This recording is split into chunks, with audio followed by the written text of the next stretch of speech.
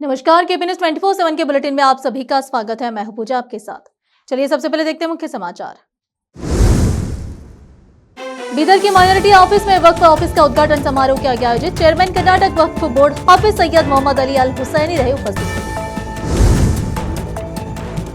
भाजपा का मुख्यमंत्री सिद्धरामैया पर करारा हमला, कहा अगर शासन नहीं कर सकते तो इस्तीफा दे दें।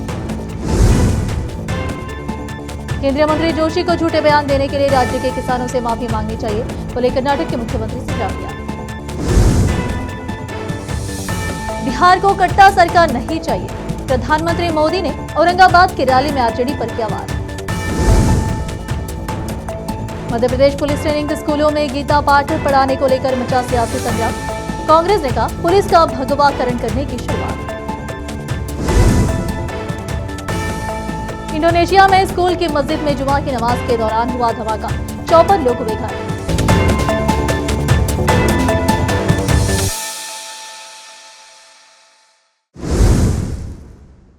अब समाचार विस्तार से। बीदर के माइनॉरिटी ऑफिस में वक्फ ऑफिस का उद्घाटन समारोह आयोजित हुआ, जिसमें दरगाह हजरत ख्वाजा बंदा नवाज येसु दराज गुलबर्गा के सज्जादा नशीद व चेयरमैन कर्नाटक वक्फ बोर्ड हाफिज सैयद मोहम्मद अली अल हुसैनी उपस्थित रहे। साथ ही इस अवसर पर डिस्ट्रिक्ट वक्फ अफसर शहजाद अलीमुद्दीन शरीकार के अलावा स्टाफ मेंबर्स उपस्थित रहे। सभी ने चेयरमैन कर्नाटक वक्फ बोर्ड हाफिज सैयद मोहम्मद अली अल हुसैनी का स्वागत किया। इस अवसर पर चेयरमैन कर्नाटक वक्फ बोर्ड हाफिज सैयद मोहम्मद अली अल हुसैनी का सम्मान किया गया। चेयरमैन हाफिज सैयद मोहम्मद अली अल हुसैनी ने ऑफिस का निरीक्षण किया। केपी न्यूज के कैमरामैन महेश टिके का कवरेज। देश विदेश और स्थानीय समाचारों के लिए चैनल को लाइक, शेयर और सब्सक्राइब करना ना भूलें।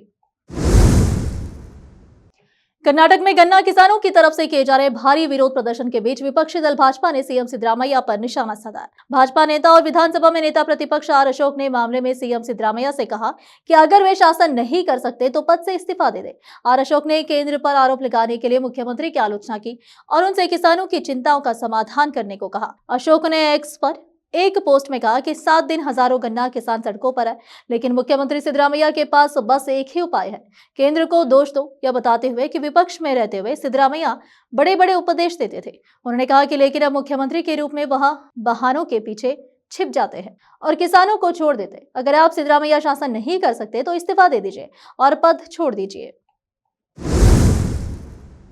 कर्नाटक से तेल विपणन कंपनियों को इथेनॉल का आवंटन 47 करोड़ लीटर नहीं बल्कि 116.30 करोड़ लीटर है। मुख्यमंत्री सिद्धरामैया ने केंद्रीय मंत्री प्रहलाद जोशी की आलोचना करते हुए कहा है कि वे झूठ को भगवान बनाने वाली भाजपा के वफादार अनुयायी है। उन्होंने कहा है कि मुख्यमंत्री सिद्धरामैया ने झारखंड राज्य का हिसाब किताब दिया है। ऐसा खुला झूठ बोलते हुए जोशी को अपने मंत्री पद की गरिमा का ध्यान रखना चाहिए था। आज की प्रेस कॉन्फ्रेंस में मैंने वर्ष 2024-25 में कर्नाटक से तेल विपणन कंपनियों को आवंटित इथेनॉल की मात्रा सीमित कर दी थी। हैदराबाद तेलंगाना के जुबली हिल्स उपचुनाव से पहले तेलंगाना के मंत्री के रूप में अपनी नियुक्ति और विपक्ष के रुख पर मोहम्मद अजहरुद्दीन ने कहा कि राजनीति तो राजनीति, अगर वास्तव में ऐसा है जैसा कि विपक्ष आरोप लगा रहा है तो इसमें गलत क्या है। जुबली हिल्स में अल्पसंख्यक आबादी अधिक है, इसीलिए हर कोई इसका फायदा उठाने की कोशिश करता है, लेकिन मुख्यमंत्री ने जो किया है उसे हम मास्टर स्ट्रोक कहते हैं। पॉलिटिक्स तो पॉलिटिक्स है, इसका मतलब क्या है? फिर पॉलिटिक्स का मतलब ही पॉलिटिक्स है कि अगर दे रहे तो उसमें गलती क्या है बताइए। जुबलीज में डेफिनेटली माइनॉरिटीज ज़्यादा है, तो डेफिनेटली आई मीन माइनॉरिटीज़ को ज़्यादा वो किया जाएगा, क्योंकि अगर आप देखेंगे तो ऑलमोस्ट 130 माइनॉरिटीज पूरा अगर मिलाएंगे तो ऑलमोस्ट 2 लाख के करीब वोट्स है माइनॉरिटीज़ के। तो उसमें हर एक आदमी अपना एडवांटेज हर में लेता है, बट लेकिन सीएम साहब ने जो किया है मुझे मास्टर स्ट्रोक बोलते उसको। अब फिलहाल एक छोटा सा ब्रेक।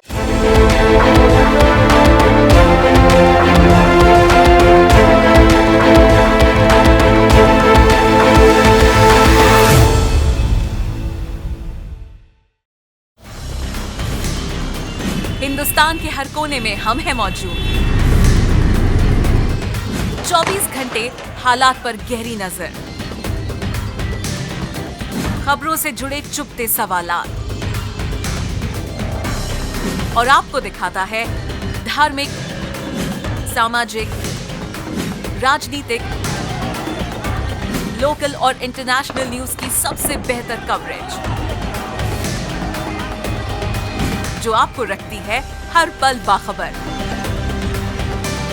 देश और दुनिया भर की खबर के लिए देखते रहें KP news 24/7। Noor education trust Bidar की ओर से चलाया जाने वाला नूर एमएड और BEd college Bidar, recognized by NCTE Delhi, affiliated to Bidar University, Bidar. Admissions open for the academic year 2025 to 26. विशेषज्ञ और सक्षम शिक्षकों द्वारा शिक्षा प्राप्त करने के लिए नूर एमएड और बीएड कॉलेज बीदर में दाखिला लें और शांत वातावरण में उच्च स्तरीय शिक्षा प्राप्त करें। बीदर शहर में बेहतर शिक्षा का एकमात्र केंद्र नूर एमएड और BEd college Bidar. For more details contact Noor colony near horticulture centre, Halatgiri के Hyderabad road, Bidar 585403 Karnataka, India. Phone numbers 9945283920, 8050172745।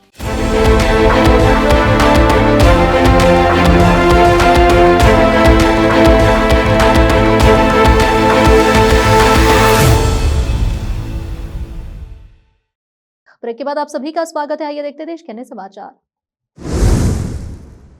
Bihar में पहले चरण का मतदान पूरा हो चुका है। दूसरे और आखिरी चरण की वोटिंग 11 नवंबर को होनी है। दूसरे चरण के लिए चुनाव प्रचार जोरों पर है। चुनाव प्रचार के लिए पीएम मोदी आज बिहार के औरंगाबाद पहुंचे। एक जनसभा को संबोधित करते हुए कहा कि पीएम मोदी ने आरजेडी पर जमकर निशाना साधा। उन्होंने कहा कि कांग्रेस को भी आरजेडी के वादों पर भरोसा नहीं है, इसीलिए वह आरजेडी के घोषणा पत्र की बात भी नहीं करती। बिहार की जनता और युवाओं ने आरजेडी के झूठ को, पिटारे को खारिज कर दिया है। पीएम मोदी ने आरजेडी पर निशाना साधते हुए कहा कि जंगल राज वाले पहले से ही बच्चों को रंगदार बनाने की बात कर रहे हैं। वो खुलेआम ऐसा कर रहे हैं। ये लोग खुलेआम ऐलान कर रहे हैं कि अगर भैया की सरकार आई तो कट्टा, दुनाली, फिरौती, रंगदारी यही सब चलेगा। बिहार को कट्टा सरकार नहीं चाहिए। बिहार को कुशासन वाली सरकार नहीं चाहिए। बिहार विधानसभा चुनाव 2025 के प्रचार प्रसार के लिए कांग्रेस नेता राहुल गांधी बांका पहुंचे। कांग्रेस नेता ने वोट चोरी को लेकर बीजेपी पर निशाना साधा। उन्होंने कार्यक्रम को संबोधित करते हुए कहा कि हमारे संविधान में हिंदुस्तान की जनता की आवाज है, लेकिन बीजेपी के लोग अमीरों की मदद करने के लिए, जनता का धन लूटने के लिए और संविधान को कुचलने के लिए वोट चोरी करते हैं। मैं बस यही कहना चाहता हूँ, बीजेपी और चुनाव आयोग के लोग बिहार की जनता के बारे में नहीं जानते। राहुल गांधी ने कहा कि बिहार की जनता यहाँ किसी कीमत पर वोट चोरी नहीं होने देगी। बीजेपी के कई नेताओं ने कल बिहार में वोट दिया। उन्हीं नेताओं ने दिल्ली चुनाव में भी वोट दिया था।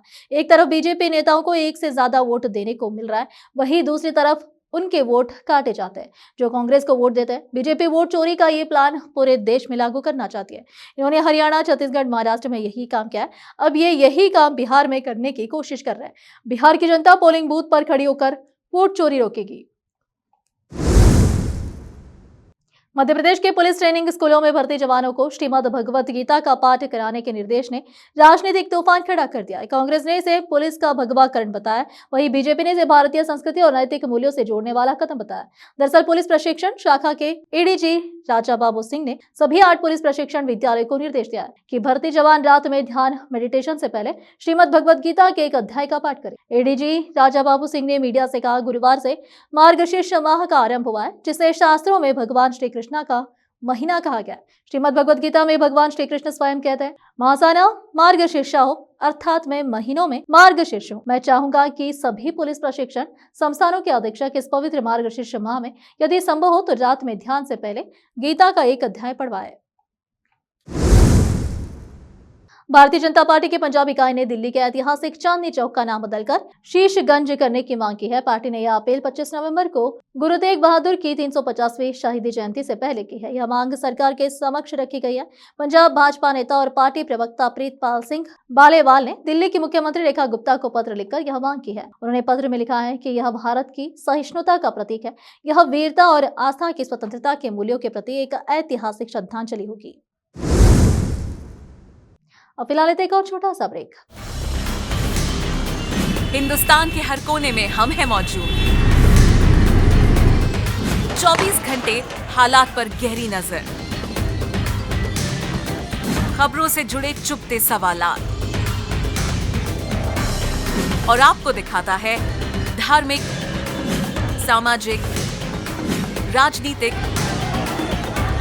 लोकल और इंटरनेशनल न्यूज की सबसे बेहतर कवरेज जो आपको रखती है हर पल बाखबर। देश और दुनिया भर की खबर के लिए देखते रहें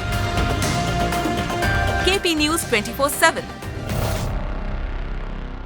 ब्रेक के बाद आप सभी का स्वागत है। आइए देखते हैं देश के अन्य समाचार।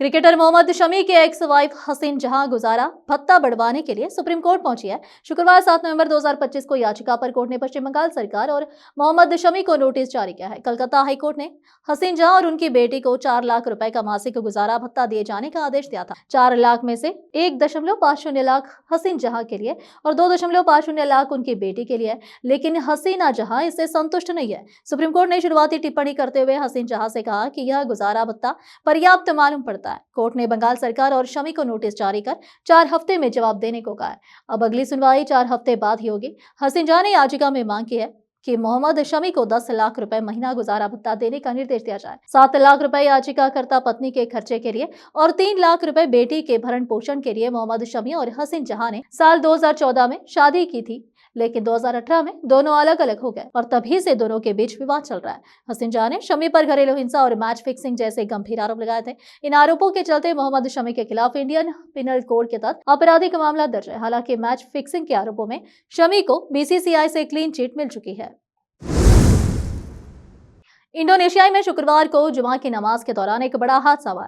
लोकल पुलिस ने बताया कि जकार्ता के एक स्कूल परिसर में मौजूद एक मस्जिद में जुमे की नमाज के दौरान बड़ा धमाका हुआ है, जिसमें 54 लोग जख्मी हो गए, जिन्हें अस्पताल में भर्ती कराया गया है। इसके अलावा मस्जिद का फर्श मलबे और खून से सना हुआ है। यह धमाका उत्तरी जकार्ता के केलापा गार्डिंग में हुआ।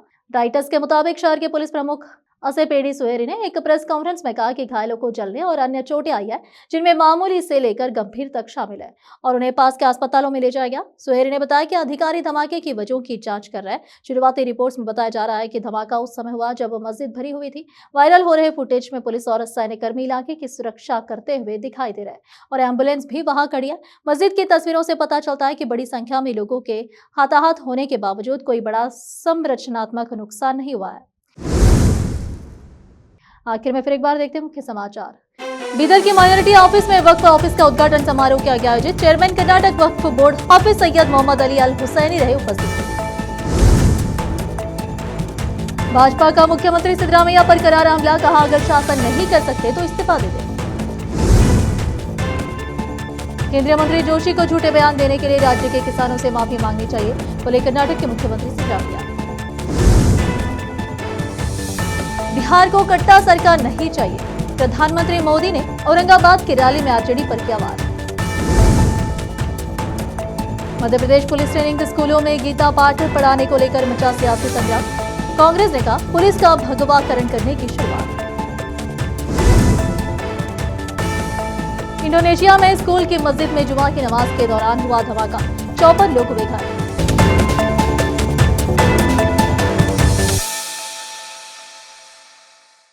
केपी न्यूज के इस बुलेटिन में इस वक्त के लिए इतना ही। देश विदेश और स्थानीय समाचारों के लिए चैनल को लाइक, शेयर और सब्सक्राइब करना ना भूलें। धन्यवाद।